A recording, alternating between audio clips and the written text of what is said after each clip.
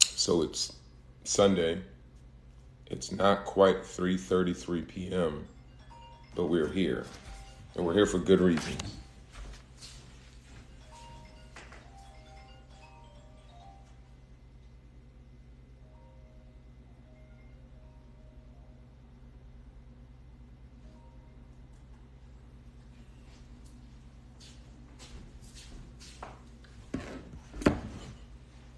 So it is Sunday.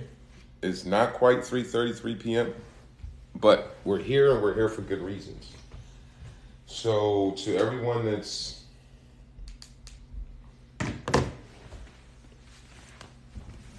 so we're actually doing our Sunday serving a little bit early today because um a really I'm celebrating something really special today, and as a part of celebrating that, I will not be available at 3:33. So what I'm doing right now is I'm actually going to do our 3:33 live, our Sunday serving live right now, and then I'm going to upload this to the YouTube, and then for everyone that usually catches us at 3:33, for everyone that normally catches us at 3:33, you can go to the YouTube when you guys get here at 3:33, and then you can catch the live. So I'm going to be, I'm going to get right into what we're going to be talking about today, which is mirror gazing as a part of shadow work. Good top of the day to everyone. I am one of those people that have strayed away from saying good morning. And I know people are everyone's kind of finicky about everything, legitimately, right? But I have strayed away from saying good morning to really saying to people top of the day to you. I'm not a grand rising person, but I also don't have an issue with being greeted with grand rising. But part of the reason why I've strayed away from good morning is understanding the power of words and really how you're speaking different things into your life and speaking different things into the life of the people that you meet. But I also don't have an issue being greeted that way as well. So again, we're going to get into, this is normally our live that happens at 3:33 p.m. But I'm going to do it right now, and then I'm going to upload it to the YouTube page. For everyone that joins at 3:33, you will be seeing a short video on my TikTok page directing you to go to the YouTube page to catch this live. So if you're here and you're catching this right now, kudos to you. This usually happens at 3:33 p.m. But today we're going to be talking about mirror gazing and shadow work. Had a really amazing night last night. I am officially engaged to my beautiful fiance. So that's what we'll be celebrating today. That's why I will not be available at 3:33 p.m. We're actually going out to a brunch to celebrate our engagement. So that's what's going to be happening. Earth Angel, thank you. Thank you very much. I'm excited. I share a lot of my personal life and my healing journey and all of those things here on TikTok. I don't really share a lot of the other parts of my personal life here on TikTok, but I'm excited to share that. So thank you to everyone that is sending your congratulations. I'm super excited about it. She's an amazing woman. I'm excited about starting my life with her. There's so much that she and I are going to bring to the world together. She has excuse me. She has an amazing story, as I do. So I'm excited about what we're going to collectively bring to the world, what we're going to collectively bring to this community of people. So I'm super excited. We had an amazing night last night when I actually proposed to her. Yes, she said yes. So today we're going out to lunch to celebrate that as well, which is why I'm doing this live extremely early and not at 3:33. So Jill R, what's happening? Welcome. Always show extra love to the subscribers because you guys are the ones that are committed to this community, and I really consider you all the core of the community. So yeah, I'm going to get into what we're going to be talking about today. Again, we're going to be talking about mirror gazing as a part of shadow work. If you saw, I don't think it was my last video, but it was the one prior to that. And I was talking about mirror gazing and how I had been receiving a lot of inquiries about mirror gazing, and a lot of people that had some hesitation about shadow work. What they often pointed to was the mirror gazing activity, and people had a lot of fear about the mirror gazing activity because of what they've heard from other people, or because of this idea of if you stare at yourself in the mirror, something demonic happens, or something unfavorable happens. And what I really broke down in the video was a lot of people that don't even understand what mirror gazing is, but don't understand what happens when you do mirror gazing. Essentially, mirror gazing is when you stare at yourself in a mirror. I recommend when you do some of your affirmations, especially your I am affirmations, which is what I think we're going to call this community of people. I am healing is what we're on right now because we're using the Shadow Work Journal as a part of many of our healing journeys. But I think we're going to call this community the I am community. And the reason for that is, when according to biblical recordings, when initially asked what the name of the Almighty was, the Almighty said, "I am that I am." Two, the second reason why we're going to call this the I am community. The first reason is we are connected, and we all know that we are a piece of the Almighty and the Creator, the source that put us here. So as the Creator is I am that I am, we are also the I am community, being that we're directly connected to the Creator. But the other reason is that statement of I am, and why I thought it was so important that the Creator actually established that in that communication as saying I am. That statement, I am, is a proclamation, right?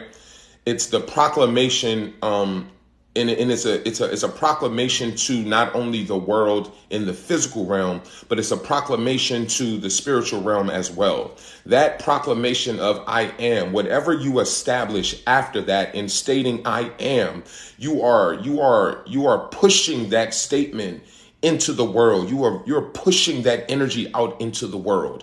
And for us, I want us to be the I am community because I want each and every one of you to adopt that as a part of your affirmations. I am whole. I am loved. I am healed. I am in favor. I am in know with intent what you're going to proclaim when you're using that statement, right? But for right now, it's I am healing, which is a part of what we're doing.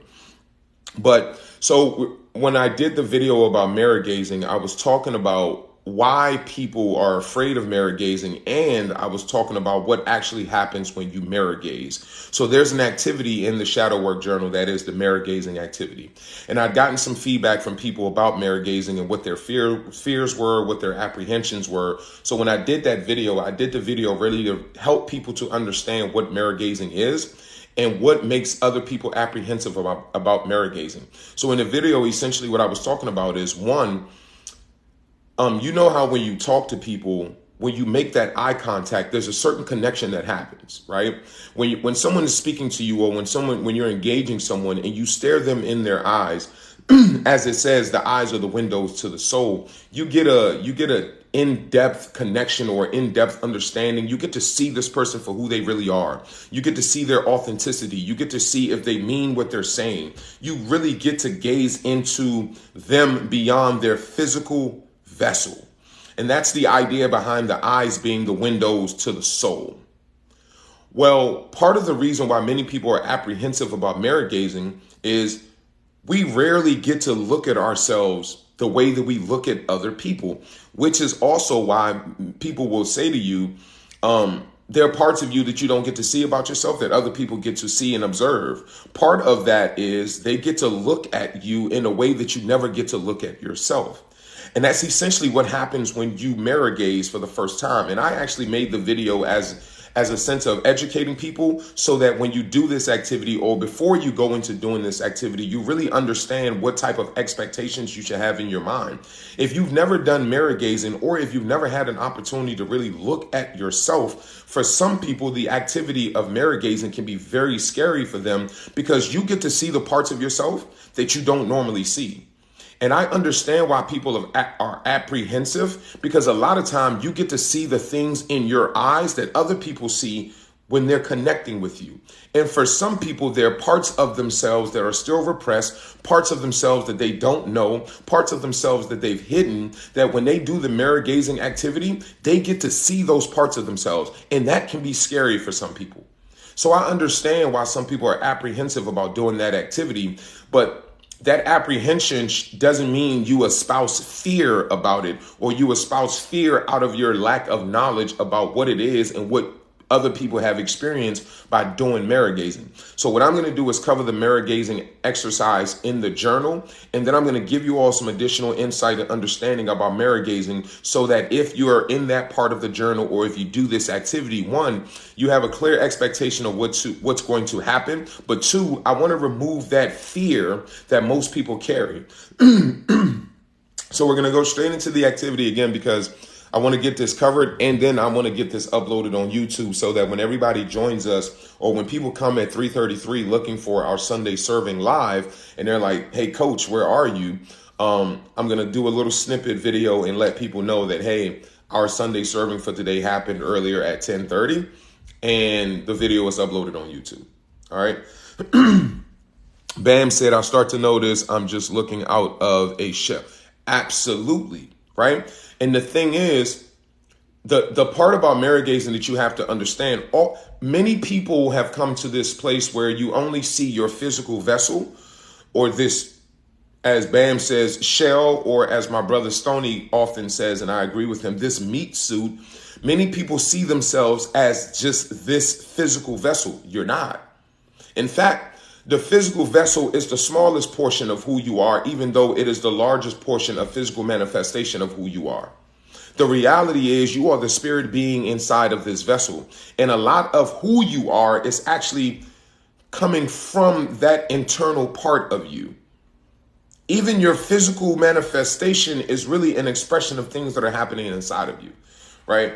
But it's one of those activities that people are very, I don't know. It's kind of weird how people think of mirror gazing, but in its very simplest understanding is the same way that when you're talking to someone and you're connecting with someone, you're staring them in the eyes to get a sense of their authenticity and get a sense of who they really are. That's the same thing that happens when you mirror gaze and stare at yourself. The problem is most people have never seen themselves for who they really are.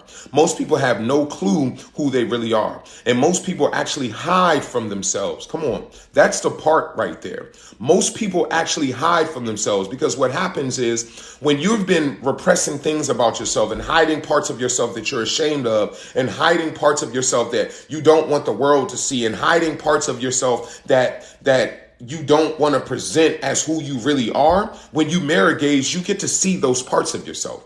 And most people are not ready to face the parts of themselves that they've hidden, the parts of themselves that they're ashamed of, the parts of themselves that may have experienced things that they don't want to bring up in their own consciousness. And that's what happens. But you have to get there because what happens is, even though you're hiding those parts of yourself, those parts of yourself are still playing a large part into your behavior patterns, your thought patterns, your character, and who you are today. So you have to go to those places where you can embrace those parts of yourself, first of all, and then stop lying to yourself.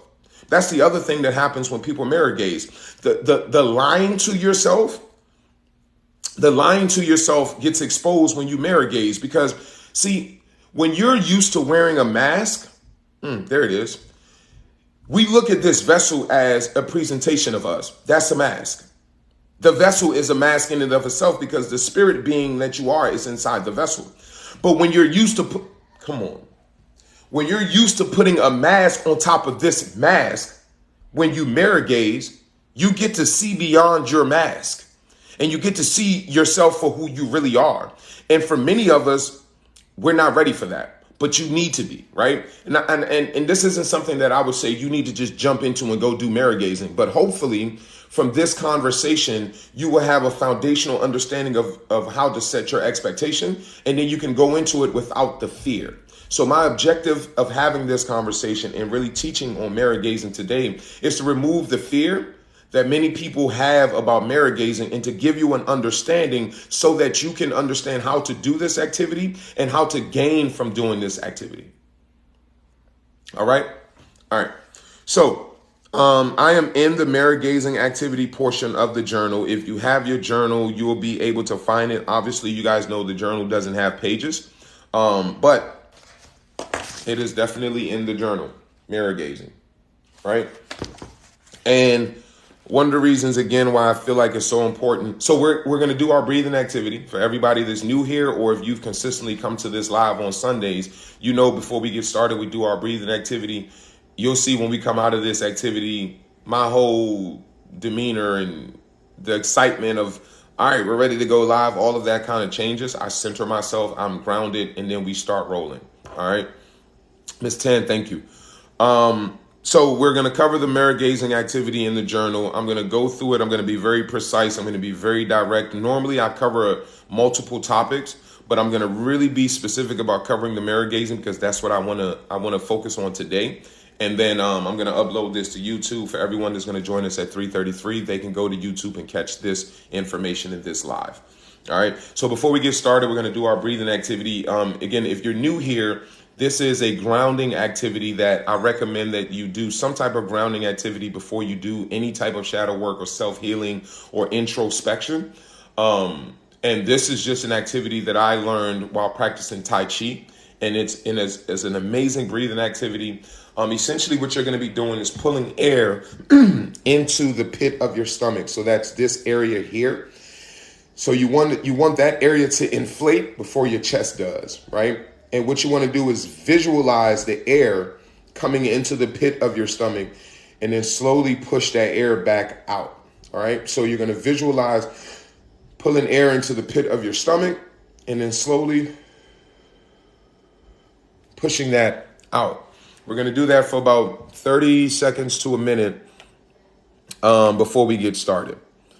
All right.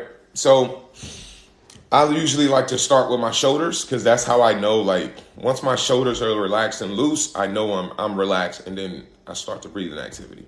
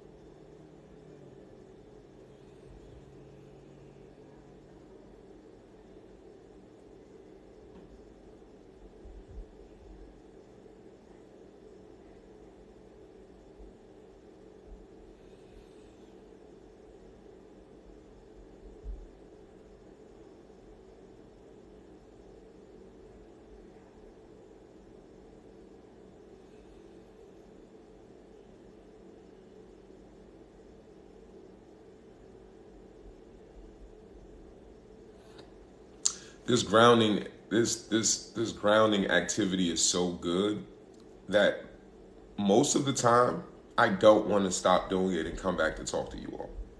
I know but it really is that good. It really does help me to center and ground that well.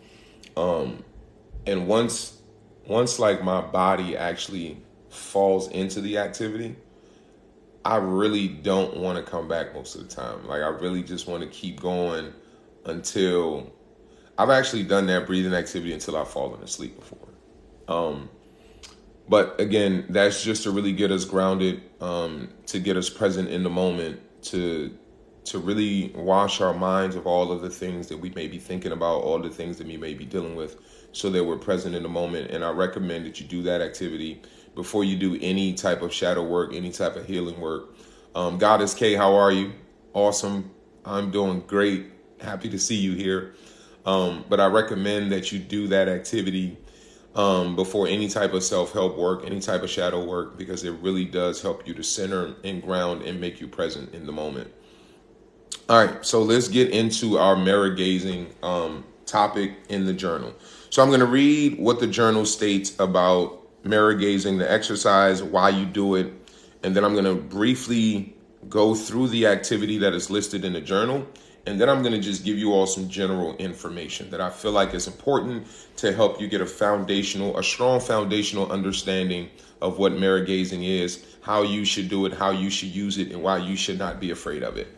And then we'll talk about some of people's apprehensions, some of the things that I've been made aware of, why people are cautious of mirror gazing, and I'll address a lot of those things. Again, my hopes at the end of this conversation, my goal is to make sure that we remove the fear and the apprehension and the misunderstanding about mirror gazing, give you a strong foundational understanding so that you can do this exercise and do it effectively and in a way that's going to benefit you. All right. So the journal states, find a mirror that you can sit down in front of. Take a seat and get close up to the mirror so that you can gaze into your eyes. Spend 5 to 10 minutes looking directly into your eyes and try your best not to look away. If you feel comfortable, talk to your reflection and have a conversation with your shadow. When you are done, tell yourself that you are safe and loved. And here's the thing. I'll read the why. Why? Mirror gazing is an intimate way to face your deepest fears and insecurities. During mirror gazing, you will begin to see an aspect of yourself that may repulse you. You may come across thoughts, doubts, and fears that keep you from experiencing peace. You may even see physical parts of yourself potentially shifting. This exercise will allow you to mentally wrestle with yourself and surrender. Do not be afraid and show yourself compassion every second. Here's what happens when you first start doing this activity. It's the same thing that happens when you first start meditation, right? And for anyone that's ever practiced meditation, when you first get into meditating and just sitting still, the first thing that happens when you sit still, close your eyes and start breathing, is your thoughts go haywire. The reason for that, and most people kind of give up on practicing meditation for that reason. Here's what you don't realize. When you stop and you're still, what happens is you become conscious of your subconscious. So those thoughts that usually just start going haywire in your mind when you first start practicing meditation, guess what? That's what's happening in your subconscious mind while you are actively going throughout your day. Many of us don't understand why people suffer from anxiety, why people are dealing with stress, why people feel the need to decompress using drugs and alcohol and all those things, because that subconscious mind, if you are not tapped into allowing space to calm and bring peace to your subconscious mind, that's literally what's happening throughout the day while you're actively dealing with things that you're conscious of. The way that I break down the subconscious mind and the conscious mind is I use the analogy of a computer. So your subconscious mind is the hard drive on your computer. This is where you store all of the files that are a part of the operating system that makes the computer run. Those files are actively happening and running throughout the processing of anything that's happening on the computer. Your conscious mind is your desktop. So as you know, your desktop is where you store the files that you're working with, the files that you're dealing with for the day, or whatever projects that you have right in front of you. Well, that's how the mind works. Your subconscious mind is where all of the stored memories, your instinctive behavior and all of the things that you're not consciously aware of. Many nations, how are you, sister? All of the things that you're not consciously aware of, they're happening in your subconscious mind. And oftentimes, for those of you who have not tapped into really calming your subconscious mind and really taking time to meditate, that's the importance of meditation. Because what meditation does is it stops your conscious mind, right? Because you're stopping everything that you're doing that you need to be consciously aware of and need to be attentive to, and you're just sitting still. And what happens in those first phases of meditation is once you sit still, you go from the desktop of your computer and you shift to the hard drive of your computer. That's the same thing with shadow work. You're going from the things that you're conscious of about yourself, the things that you're conscious of about your behavior, the things that you're conscious of about your thought process, and you're going to your subconscious mind, the things that you're not conscious of, the things that you don't really have and see a connection to, right? So mirror gazing allows you to go into that subconscious part in the same way that for those of you that practice meditation or have ever tried meditation, in the same way when you first sit down to meditate, thoughts just start popping up in your mind and it just seems like, where are these thoughts coming from? Oh my God, they're everywhere. That's you shutting down the conscious part of your mind and tapping into the subconscious part of your mind. And all of those thoughts are thoughts that are happening every single moment that you are dealing with the things that are on your desktop or the things that are on your conscious mind. So imagine for someone that deals with anxiety or someone that deals with stress and all of those things that you wrestle with, that's because your subconscious mind has no peace. Your subconscious mind has no calm. And you have never tapped into your subconscious mind to bring some peace to those thoughts, to bring some calm to those thoughts. And that's why meditation is so crucial for you having inner peace, because when you meditate, you shut down the desktop portion of your computer and you tap into the hard drive.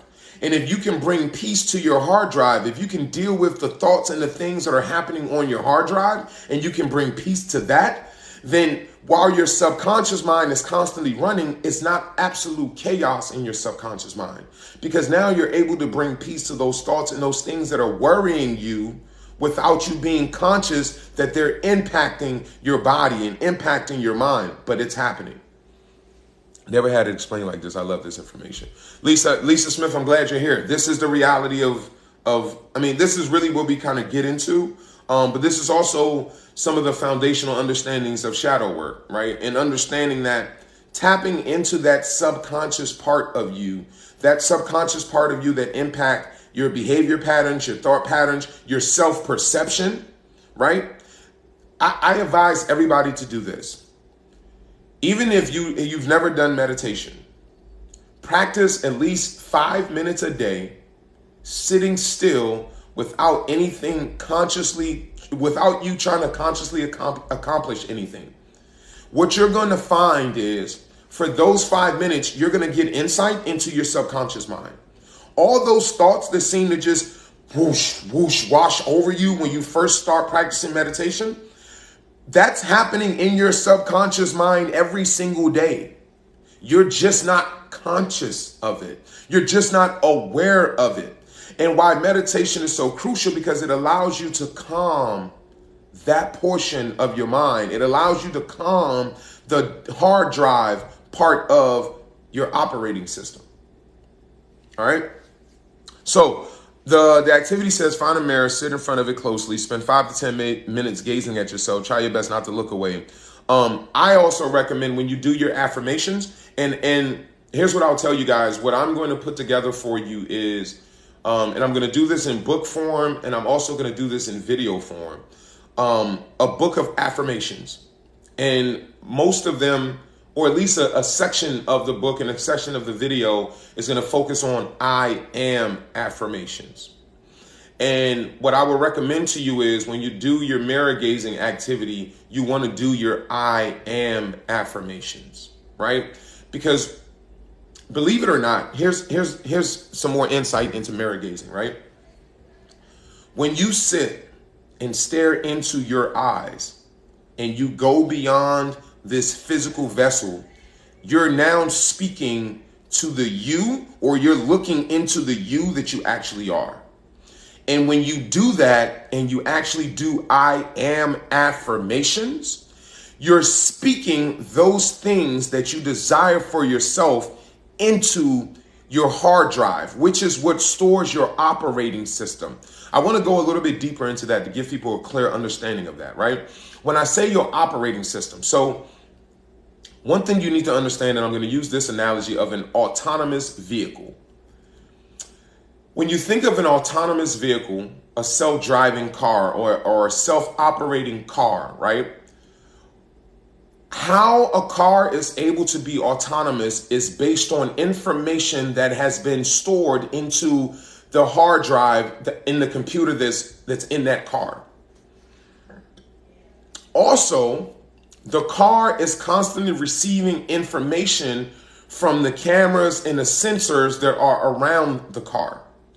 However, the information that's coming in from the sensors and the cameras are tapping into the information that's stored on the hard drive. And then the car, based on the information that is stored on the hard drive, is responding to the information that it's receiving from its sensors. Follow me on this analogy. It's going to help you. Watch this. So imagine yourself as an autonomous vehicle in the same way that I just explained to you what autonomous vehicles are and how they operate.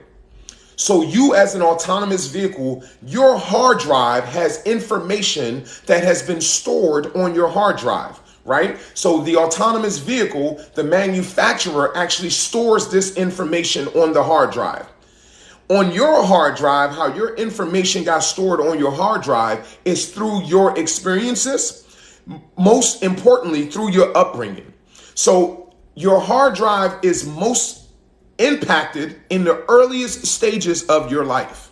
That's why they say between the ages of birth and the age 7, you have already fully developed your most of how you're going to be, who you're going to be, how you see the world. All of those things are mostly developed between the ages of birth and 7, because your operating system is being defined during those early stages of your life. So for most of us, once that information has been stored on our hard drive, on our operating system, if you never take the time to do shadow work, to do self-reflection, to do self-work, or the healing process that we're doing now, that operating system is autonomously working based on information that has been stored from your upbringing, from your experience, from the environment that you were in. Think of it like this. Just like that autonomous vehicle is receiving information from the sensors and the cameras, and then that information is tapping into the information that's stored on the hard drive based on what the manufacturer put on that hard drive, and then it's actually reacting. That's what's happening in your life. Your sensors are your emotions, your 5 senses, right? Your cameras are your senses and your eyes. So you are pulling in information every single day through your sensors, and then that information is tapping into your hard drive, and it's creating your behavior patterns, your thought patterns, your perception, and the way that you see yourself and the way that you see the world. The same thing that an autonomous vehicle is doing is the same thing that you are doing. Here's why we are doing shadow work and why we're talking about doing this self-reflection and doing this type of work. Because many of you have no clue what is stored on your hard drive. Many of you are simply pulling in information from what you see, what you smell, what you taste, what you feel. That information is tapping into your hard drive that you have no clue what's on your hard drive. And then you're simply reacting or responding based on pulling in information, that information tapping into your hard drive, and then you take action. The problem with that is, if your hard drive was developed in your upbringing through stages of trauma, then that trauma is the information that when you pull in information from the world around you, it taps into your hard drive. If your hard drive was developed, say, traumatic from your upbringing or just a terrible environment that you grew up in, whatever it was that helped to develop your hard drive, as you're living your life and pulling in information through your sensors, through your senses, that information is tapping into your hard drive and then it's giving you a response on how to act or how to respond to the world around you. The same way that an autonomous vehicle does, it's the same way you're doing it. What I'm trying to help people to understand is what's on your hard drive. How did your hard drive get developed? Is the information on your hard drive serving your long-term and short-term best interest? What many of us that have been on this healing journey have found is our hard drives have stored information based on either a traumatic upbringing or just an unhealthy environment that you was raised in. That information is stored on your hard drive and you're not aware of it. So the way that you're reacting to what you're pulling in through your senses is tapping into a hard drive that has corrupted files on it. So the information that you get to respond to the world around you is coming from that corrupted place. And what we're teaching you to do is understand where those corrupted files are on your hard drive and fix and correct them so that you are responding to the world and living a life that is serving your best interest. Now let's go into why or how corrupted files impact your behavior. So from those files that are on your hard drive, those deposits of information through your upbringing, through things that were said to you during your upbringing, through the environment that you was raised in, through the things that you observed in your upbringing, right? Those files, here's how they impact your thought patterns, your behavior patterns, your perception of the world around you, how you receive information. Here's how it impacts you. So let's say, I'll use myself for an example. It's always safe to use myself.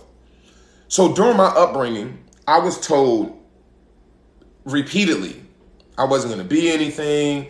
I was going to end up dead.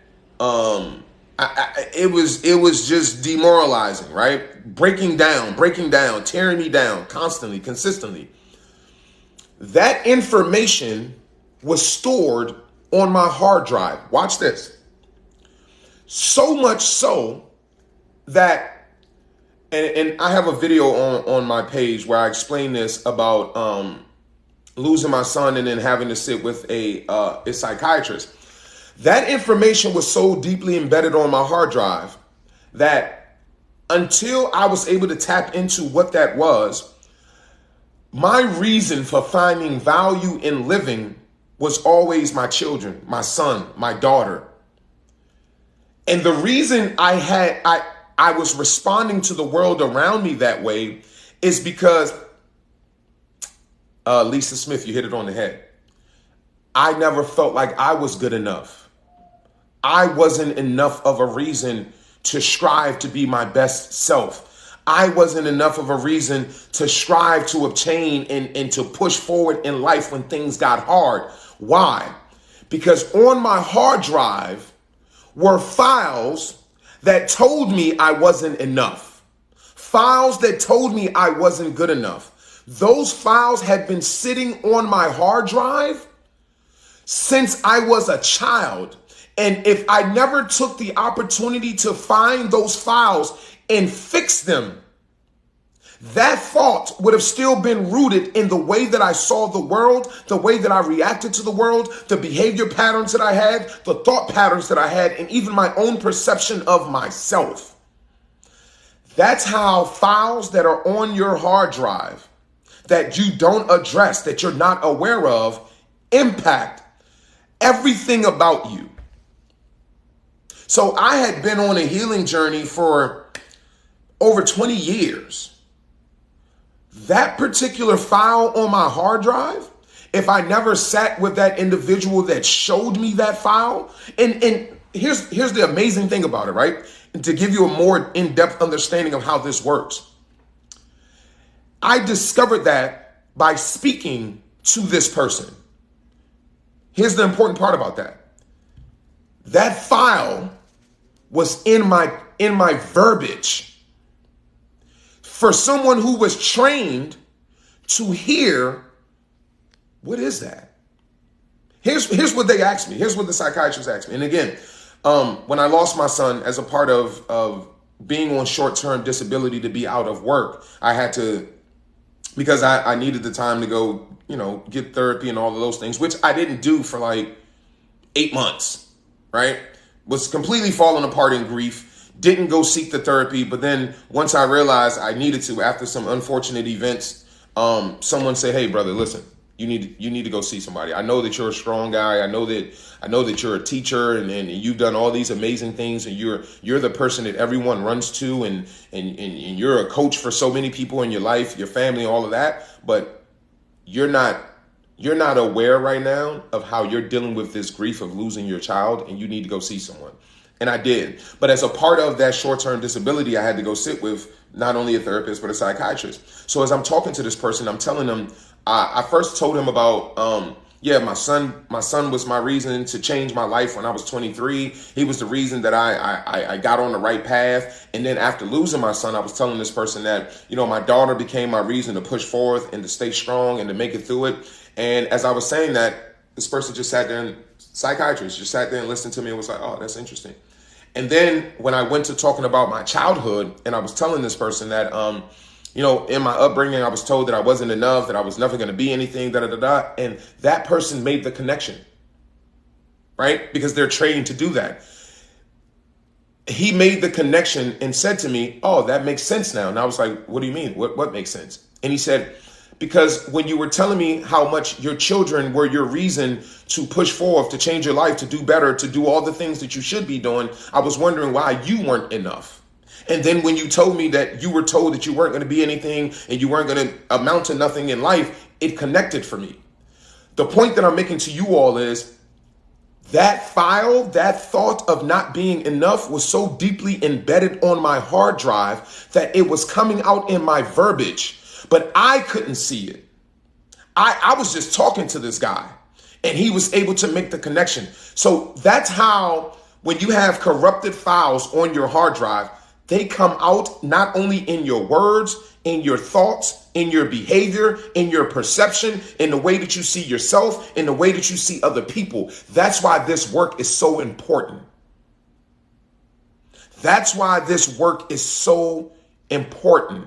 Because if you never take time to assess who you are, why you are the way that you are, why you think the way that you do, if you never take time to do this inner work and this inner healing and this inner introspection of yourself, there are corrupted files on your hard drive that are dictating the way that you see the world, the way that you act, the way that you think, the way that you behave, that are not serving your best interest.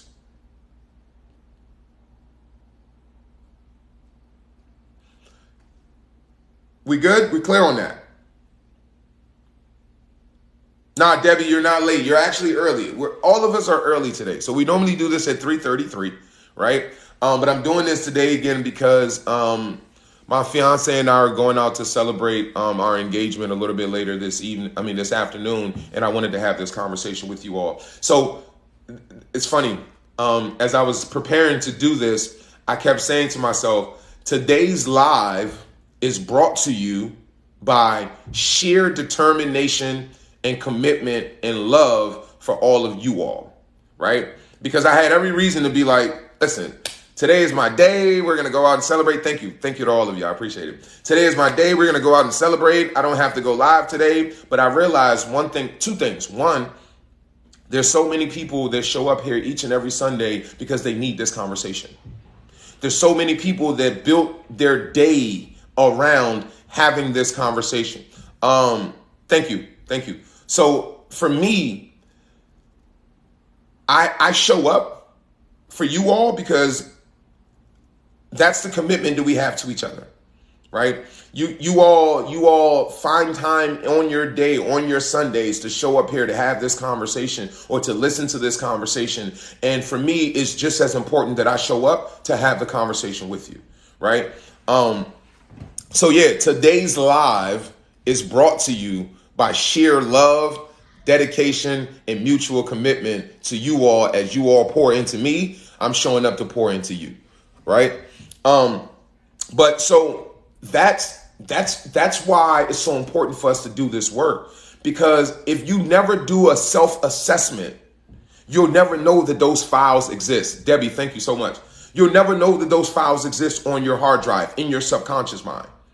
And that is really what the things that you do consciously, that's good. The things that you do consciously don't really govern your behavior. That's not really what drives your behavior. That's not really what drives who you are. It's the subconscious things that really govern who you are. That's why people will always be, let me make this connection now. Perfect. That's why mirror gazing is so important of an activity, because you get an insight into what other people see when they look at you. You get insight to see in your own eyes, the eyes being the windows to the soul. The reason that statement is true is because it's through your eyes that you actually see the being that you are inside this vessel. It is your eyes that really connects you to, as far as visually, it's your eyes that connect the spiritual being that you are in this vessel to the physical being, to the meat suit, to the vessel. It's your eyes. So for many of us, it's not normal for us to just look ourselves in the eyes. And for many people, doing that can be scary because there are parts of you that you've been hiding, repressing, and lying to yourself about.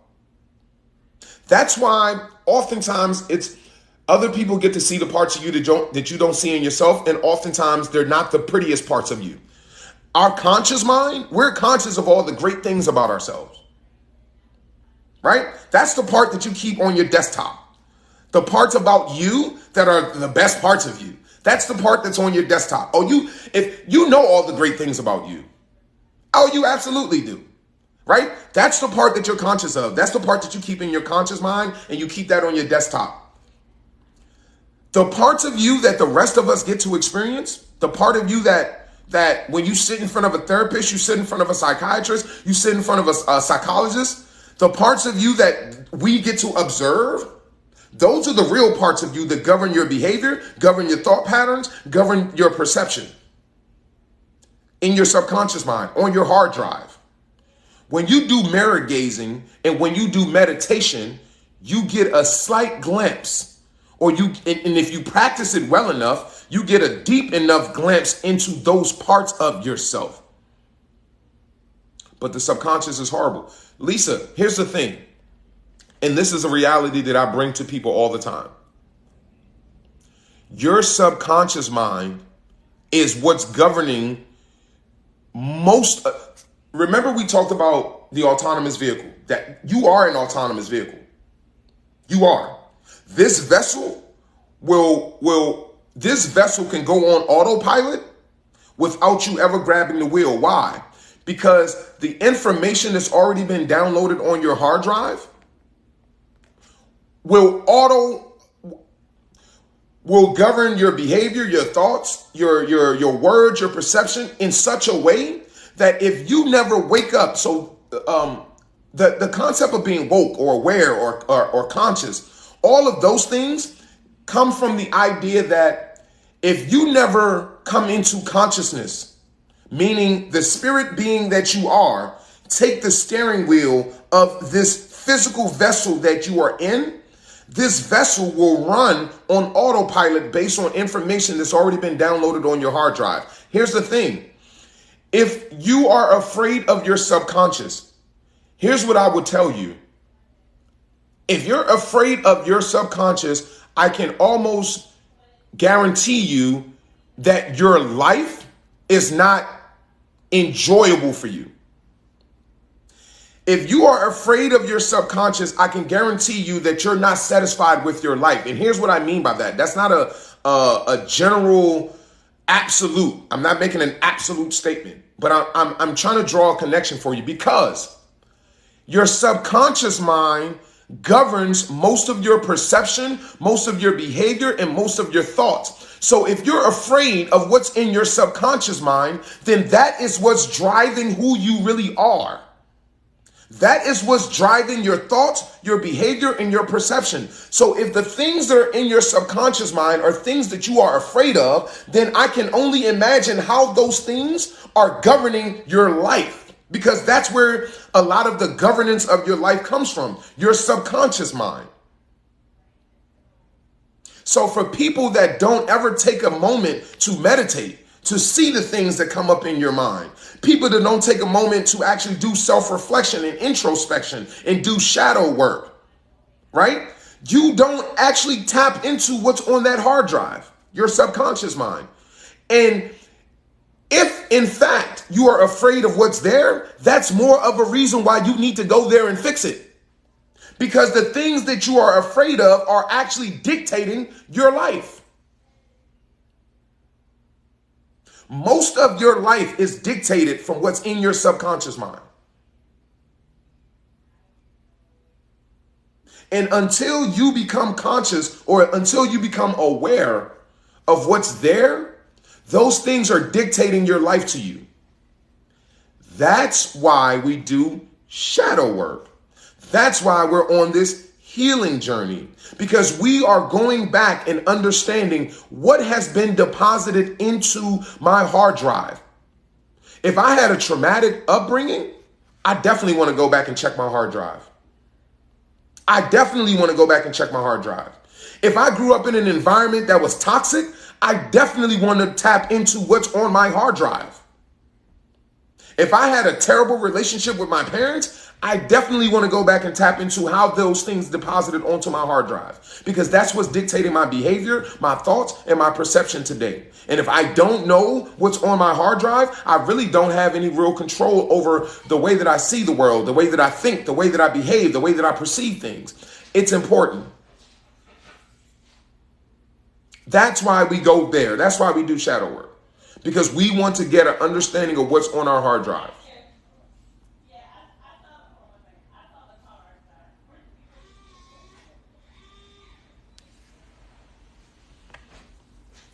Ayo Cash the Plug said, had it not been for your video popping up at a pivotal moment in change. Thank you, sir, for Dean. Hey, you're absolutely welcome, and I'm going to tell you all something. I'm going to give you all the secret.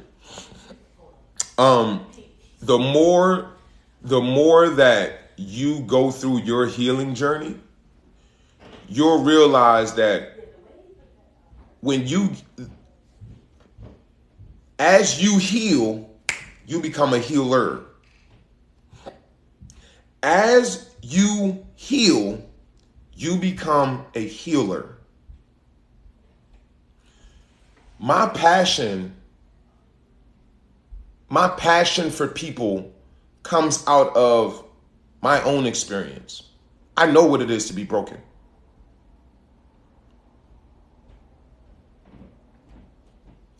I'm with you, Ayo Cash. I'm with you, right? Because I know what it is to be broken. I know what it is to not think my life had any value. I want that to sink in. I've been to that place where I everything inside of me, when I looked at my life because of what people spoke into me, my hard drive, right? Because of the information that was deposited on my hard drive with other people's words, because of the way that I was treated as not being valuable in my upbringing, because of the lack of love that I received from the people that were supposed to love on me, my hard drive was so corrupted that my hard drive was so corrupted that I rathered that it was destroyed than me having to live with the way that it was operating. My hard drive was so corrupted that I didn't think that the vessel had value. That I preferred that the entire thing be destroyed than me live with the way it was operating. That's why we do this work. Because if you don't know how your upbringing, how the way you were treated, how the way that you were taught about yourself, the things that were said to you, if you don't know how those things have impacted your hard drive, you are operating out of that information without your own consciousness of it.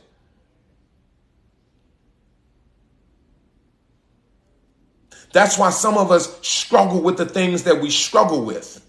You might think, oh, I just struggle. I struggle with maintaining and finding and making connection with other people. That's just my struggle. Oh, I struggle with communicating my true feelings to people. That's just my struggle. Let's be more tangible. Oh, I struggle with drugs or alcohol, or I struggle with my self-perception, or all of those things are coming out of what's on your hard drive. Those struggles that you have in your life are not just random. No, they're coming out of what's on your hard drive. And if you're unconscious of what's there, you're just living out, operating based on information that you're not aware of. But you are, how do I say this? You are living, that's how I'll say it. And I use this statement all the time. Many people are the living result of other people's actions. And what I mean by that is, other people's actions have deposited information on the hard drive or in your subconscious mind.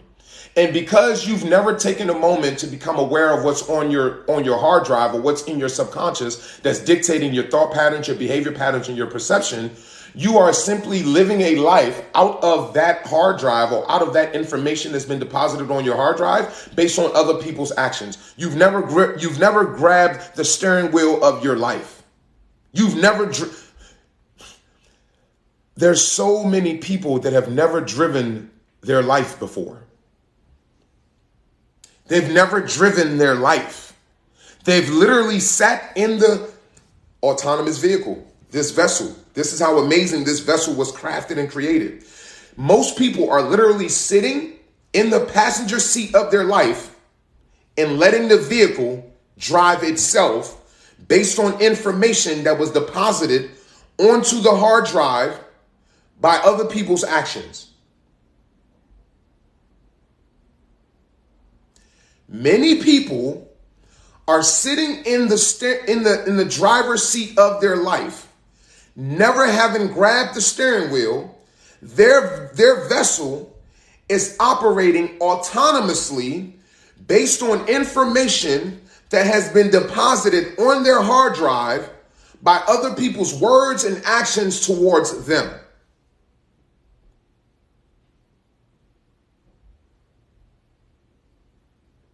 You're just sitting there. And here's the other part about it. You feel the impacts of this autonomous behavior. You feel it. But you've never grabbed the steering wheel to go, I don't like how the vehicle has been driving. I want to change directions. You've never sat up and went, I don't like the direction that this is going. Ooh, this is good. So imagine that you're sitting in this autonomous vehicle, right? And the car just starts going left, right? It's going in places that you don't want it to go. What would you do? If you're sitting in a Tesla and the Tesla starts just, you know where you want to go, right? Let's say you put the destination in the GPS. You get in the Tesla. You sit there. You fold your arm. The Tesla takes off. It starts driving itself. And you start noticing, wait, I know how to get to the destination that I just put in the GPS. But this vehicle isn't driving to that destination. What would you do? Sit up, grab the steering wheel, deactivate the autonomous drive, and start going in the direction that you know you want to go to? That's your life. That's your life. For many of you, for many of us, because I've been there, we're sitting in the driver's seat of our life, watching it go in a direction that we do not desire, and we don't have the consciousness, the wherewithal, or the knowledge to know that we need to sit up and grab the steering wheel because we have the power to direct it in the direction that we want it to go. That is your life. You don't have to live in a way that you're not satisfied with. When you see those behaviors in your thoughts, in your actions, when you see those things in your life that you don't want for yourself, you have the ability to grab the steering wheel and go, I don't have to live this way. I don't have to think this way. I don't have to be this way. The problem is nobody told you how to do that. Nobody told you that you can do that. Nobody has told you that you should be doing that. What most of us have done is just accepted that this is the reality of my life. Oh, I'm just this way. These negative thoughts that I have, that's just the reality of my life.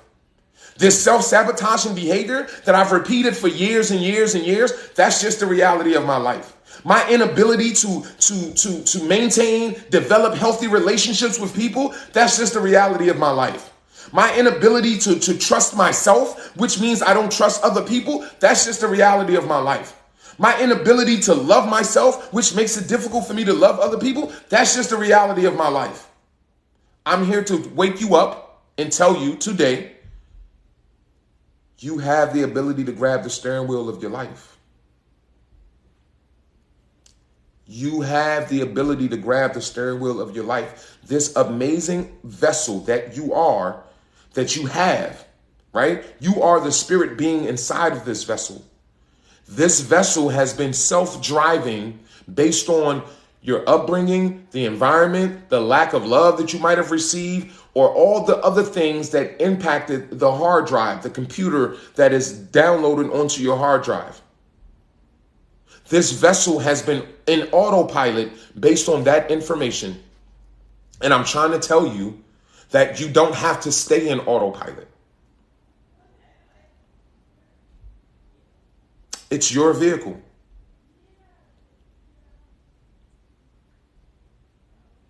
It's your vehicle, but you don't have to stay in autopilot.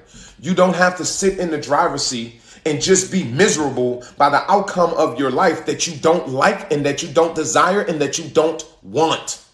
You don't have to just sit in a life that does not give you fulfillment. That's not what you were created for.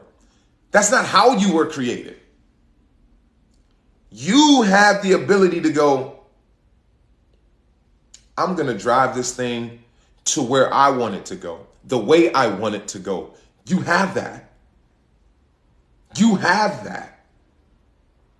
I'm a living example, and there's so many other people that are examples of this. And that's why I know this podcast, the I Am podcast, and it's really I Am and then Healing with Coach K. It's like the sub of it. But that's how I know this podcast is going to be amazing, because I'm going to bring to you all so many people that are going to be able to testify to you that their lives were in complete and utter shambles before they understood how to grab that steering wheel. And I'm one of the first person to give you that testimony. My life was a wreck until I grabbed the steering wheel and said, why is it this way? I remember one of the first things that I did before I even knew what shadow work was, before I even knew there was a term for it.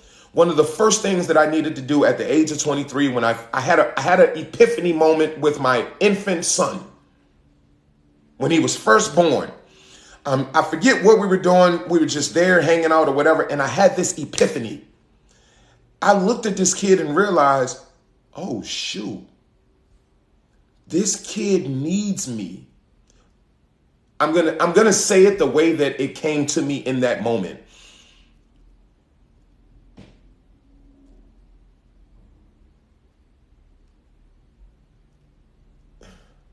I'm going to say it the way that it came to me in that moment. And it's okay if some people don't get the full statement, but it's powerful the way that it came to me. I realized, and this is the way I said it. Oh, shoot. This kid needs me more than I need him. I realized that if I kept living the way that I was living and I wasn't a part of his life would not have been and couldn't be. But when I realized that he needed me more, and that was the reality that hit me, right? Here's what I did when I came to that understanding. The first thing that I did was I went, why don't you have value for your life? I made the direct connection. It was because of my relationship with my dad. In his attempt, I won't get into that, right? But the first thing that I did, I went and told my dad, yo, I forgive you and I love you. He had no clue what I was talking about while I was talking about it. Just looked at me like I was crazy, right? But the reason I had to go back to that and fix that relationship, because I realized the reason I didn't see myself as valuable and the reason I was living the way that I was living, because of what he had been speaking to me in my childhood. And I had to go back and break that yoke. I had to go back and break that word over my life. Watch this. I broke it through forgiveness. I broke it by forgiving him.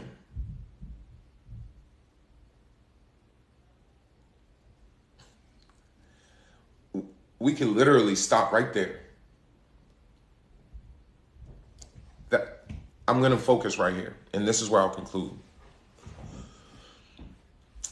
Once you start to identify the things that are on your hard drive, those deposits that are driving your behavior patterns, your thought patterns, your perception of yourself, your perception of the world, once you start to identify those corrupted files that are in your subconscious mind, that are driving the way that you see yourself, the way that you act, the reason why you self-sabotage, the reason why you don't see yourself as valuable, the reason why you're so judgmental of other people is because they were so judgmental of you. Once you start to identify those things, you're going to realize that there were people that put those corrupted files on your hard drive.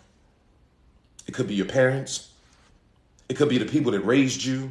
It could be your siblings sometimes. It could be the person that assaulted you when you were just a child. It could be the person that did you wrong. It could be the person that physically assaulted you. It could be the person that SA'd you. Whatever the case is, you're going to start to realize that their actions deposited files, corrupted files on your hard drive, in your subconscious minds that's driving who you are today. It's driving how you see yourself and how you see the world. Once you identify that, you're going to have to take an action, right?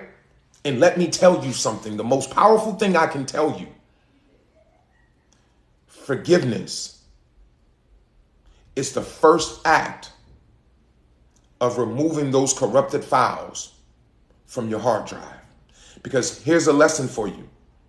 On this healing journey, the worst thing that you can do is harbor resentment when you identify the file, when you identify the corrupted file, and then you can identify the person that put that file there. When you harbor resentment or hatred for that person, you only deepen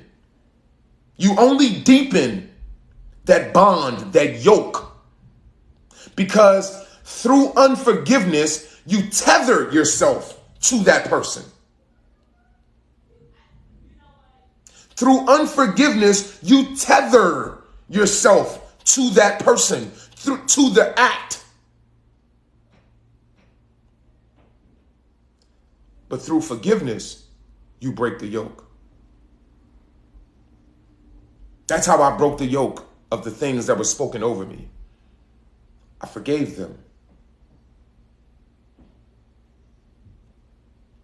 Silver Wolf, so here's the irony of that question, right?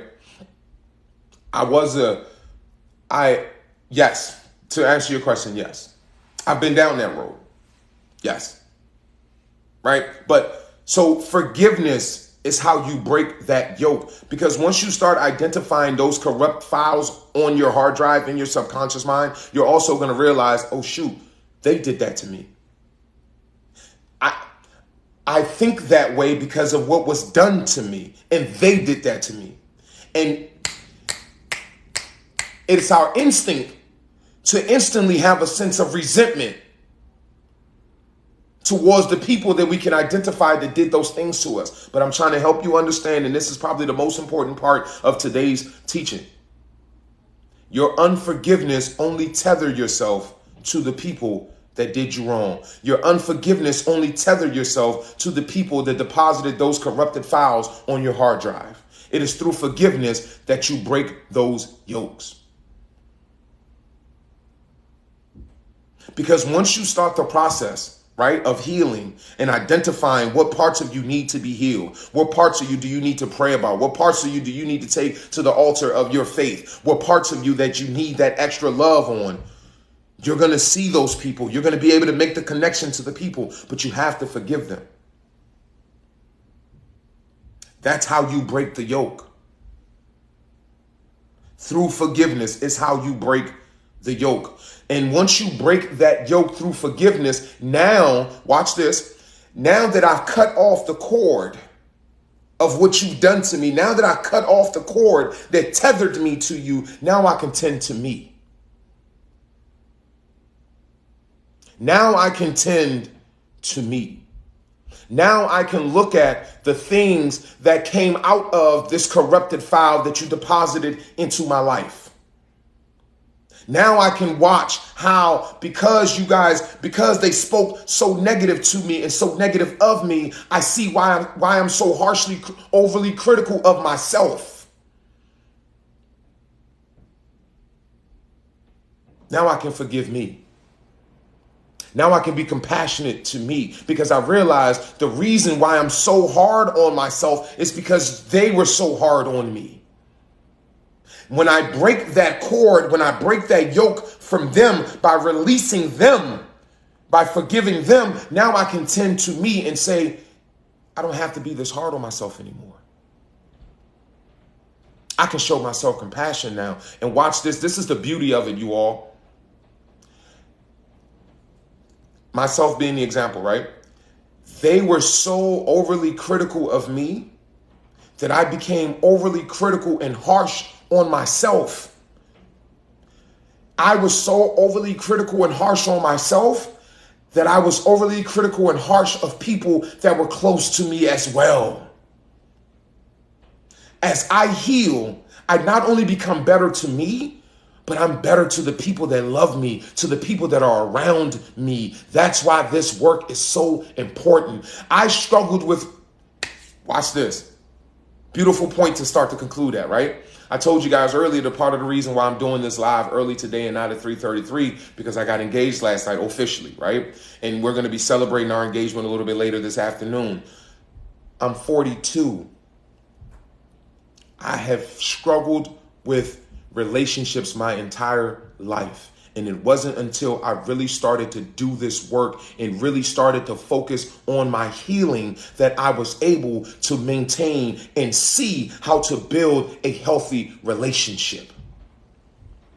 Many of us struggle in areas of relating to other people because of our unhealed parts.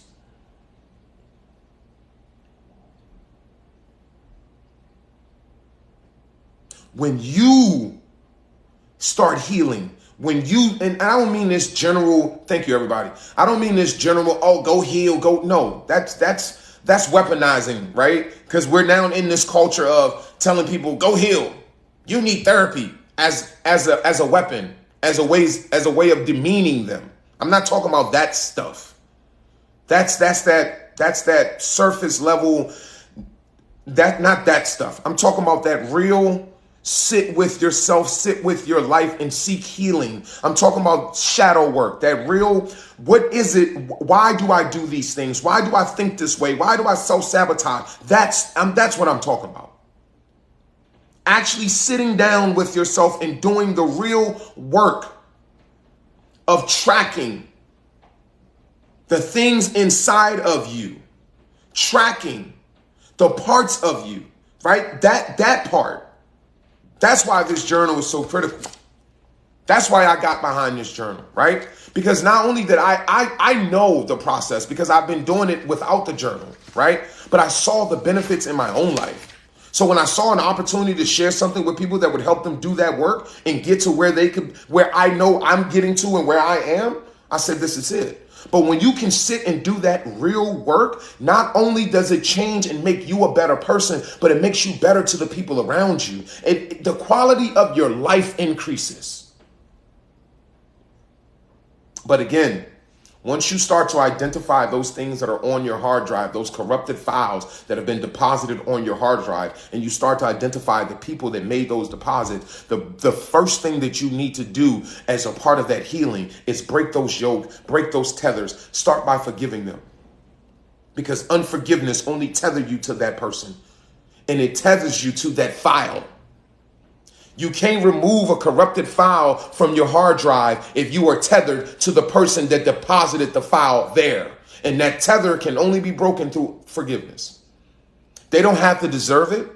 They don't have to want it. You don't even have to go talk to them to forgive them. Come on. Come on. You don't ever have to see that person again to forgive them. You don't ever have to even speak the words of forgiveness to them, but you need to speak it. You need to speak it. You need to express it. You need to, I release. I'll give you all a secret how to maintain daily peace in your life. I practice instant forgiveness. And this is going to sound crazy to you, but I guarantee you this is how files get deposited on your hard drive. When someone cuts me off in traffic and I feel anything that is not that love, I instantly speak forgiveness. I forgive that person. I wish them well today. I hope they make it to their destination peacefully and safely, and I send them love. Why? Because I understand how to keep files from being downloaded on my hard drive. You may think that is so small, that is so petty, that is such a small thing. Why would I need to do that? Why would I need to just speak those forgiveness to somebody to cut me off in traffic? Because if you understand how files are deposited onto your hard drive, then you would know that the emotion that comes up, that is the depositing part. That emotion that pops up when you have an experience, that is happening because a file is about to get deposited on your hard drive.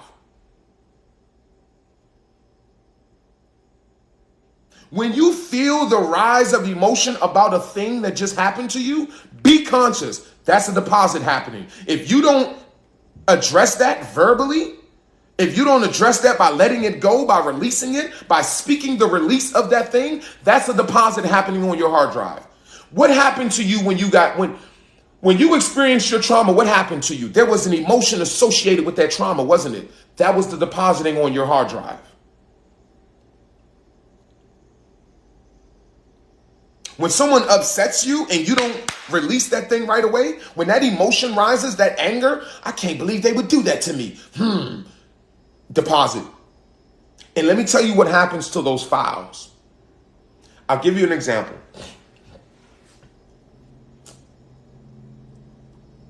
The example is not necessary, but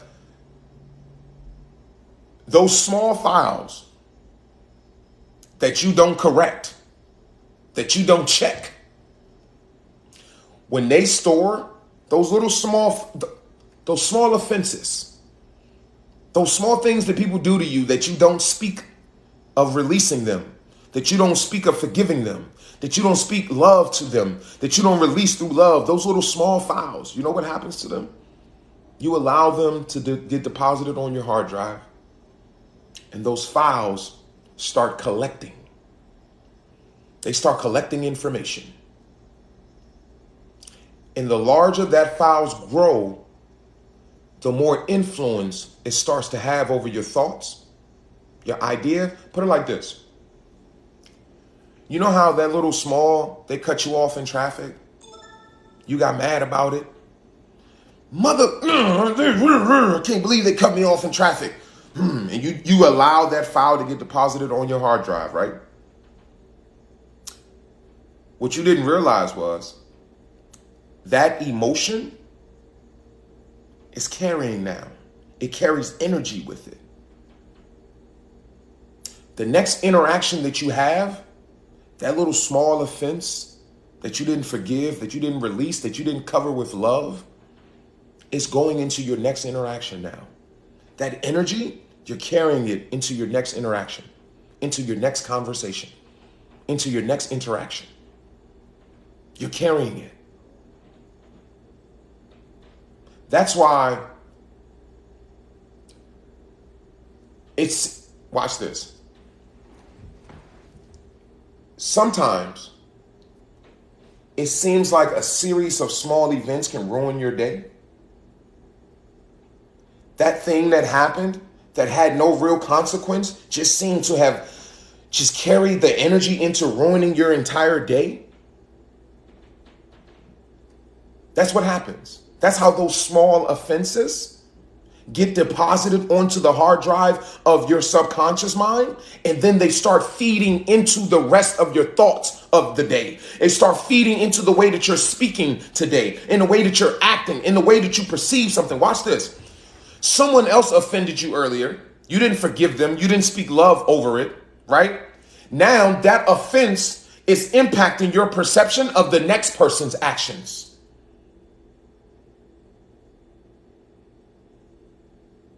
That's why I practice instant forgiveness. If you do something to me that arises an emotion out of me, I speak against it. I release you. I speak love over you, and I let it go. Why? Because I understand how my subconscious mind is impacted when my emotions are jarred by someone else's actions. I release it. I let it go. I speak verbally, like I verbalize. I forgive that person. I'll give you another tip. Here's something else that I practice. No judgment. I speak that. Anytime I see somebody do something, or I see somebody and my thoughts are, and I develop a thought of judgment towards that, I literally say out of my mouth, no judgment. I don't judge that person. I send them love and peace. Why? Judgment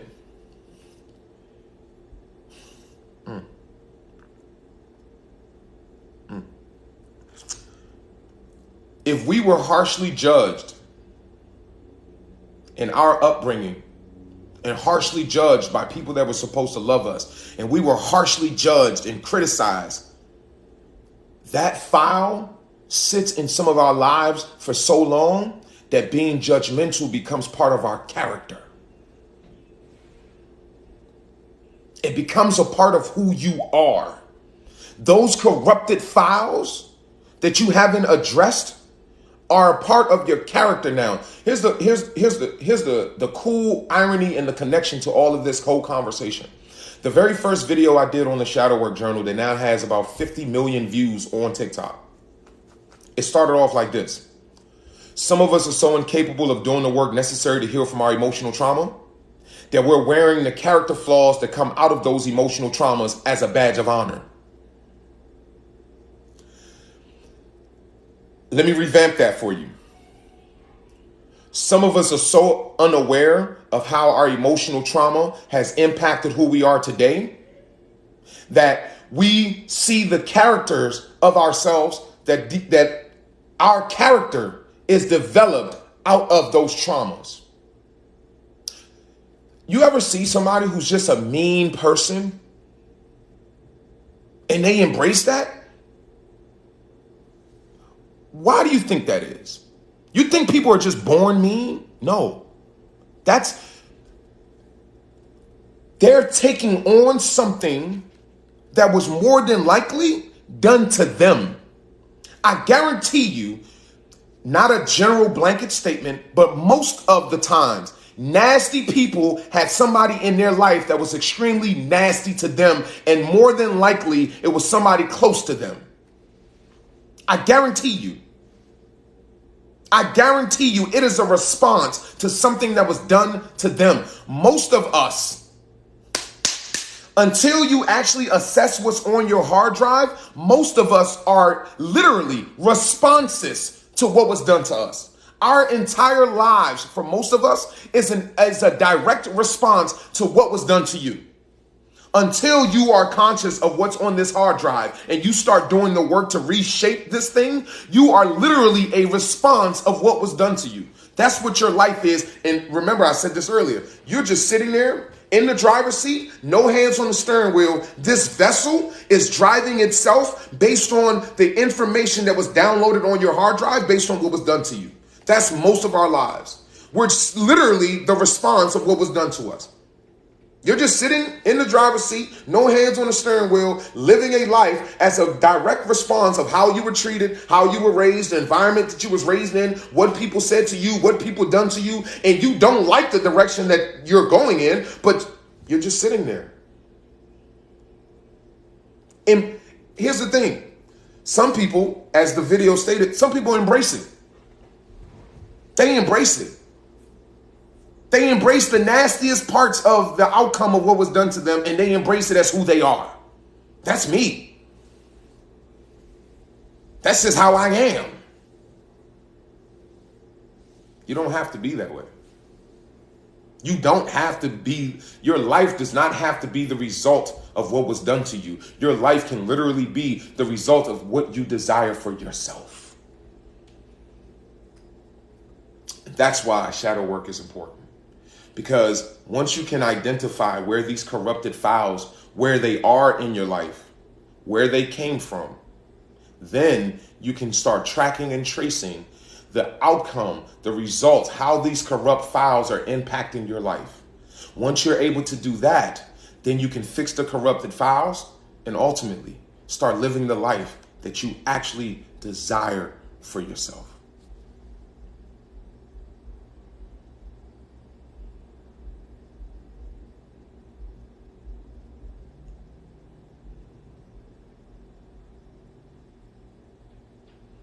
Yeah? All right, I got to wrap this up. So let's do this.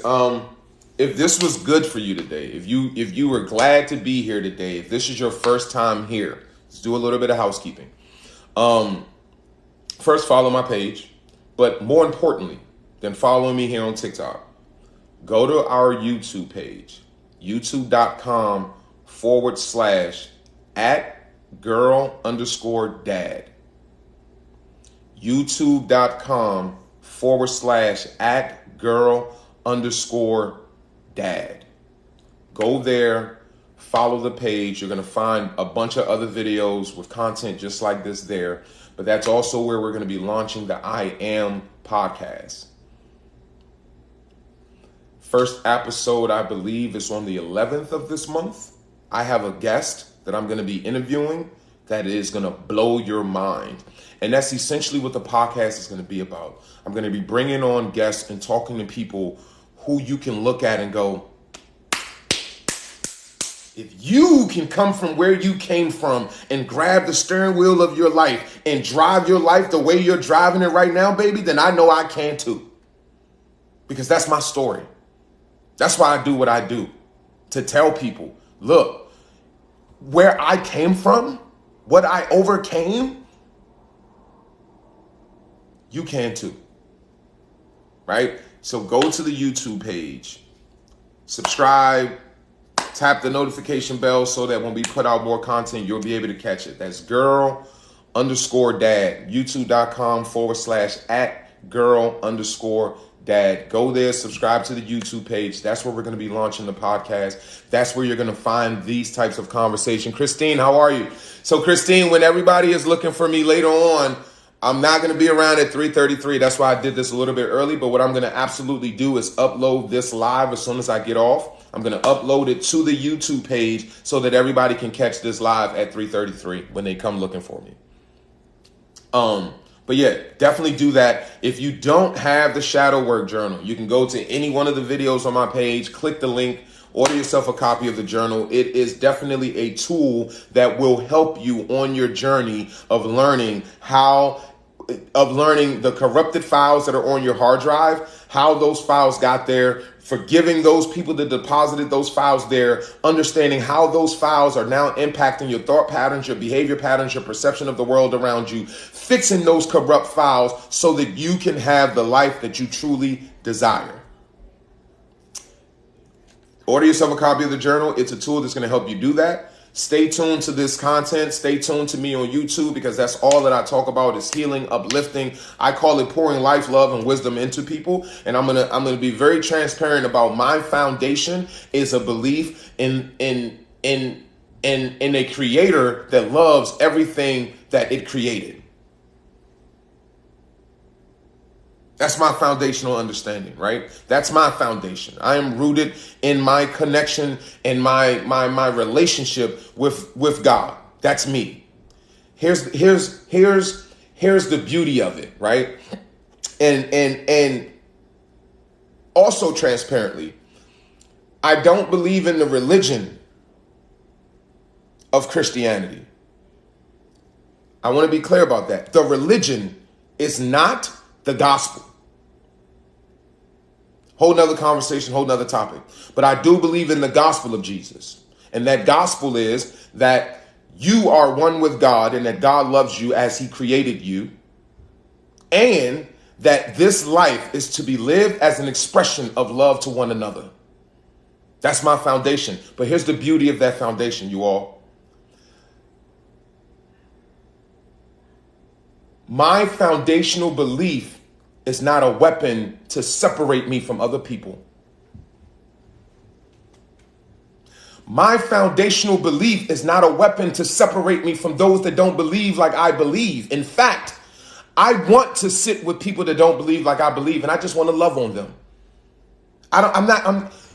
You'll never hear me preaching to you to believe a specific thing. What you're going to hear me doing is preaching love to you and trying to love on you.